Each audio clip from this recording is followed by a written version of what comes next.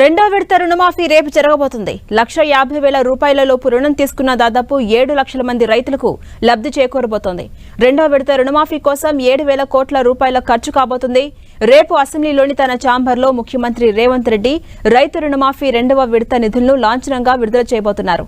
రాష్ట్రంలో 1,50,000 లోపు పంట రుణాలు తీసుకున్న రైతులు సుమారు 7 లక్షల మంది ఉన్నారని వ్యవసాయ శాఖ చెబుతోంది. ఈ 7 లక్షల మందికి 1,50,000 రూపాయల లోపు రుణాలను మాఫీ చేయాలంటే దాదాపు 7,000 కోట్ల రూపాయలు ఖర్చవుతాయని ప్రభుత్వం అంచనా వేసింది. ఈ మేరకు మంగళవారం 7 లక్షల మంది రైతుల ఖాతాల్లోకి సుమారు 7,000 కోట్ల రూపాయల నిధులను విడుదల చేయబోతోంది తెలంగాణ ప్రభుత్వం. ఇక 2 లక్షల లోపు రుణాలు తీసుకున్న రైతుల పంట రుణాలను ఆగస్టు 15 వరకు చెల్లించేలా ఏర్పాట్లు చేస్తోంది తెలంగాణ సర్కార్. అయితే రాష్ట్రంలో చాలా మంది రైతులకు రైతు రుణమాఫీ నిధులు అందలేదన్న వాదనలు వినిపిస్తున్నాయి. ప్రతిపక్షాలు రాష్ట్ర వ్యాప్తంగా పంట రుణాలు తీసుకున్న రైతులు సుమారు 40 లక్షల పైచిలుకుంటే అందులో మొదటి విడతలో 11.5 లక్షల మంది విడతలో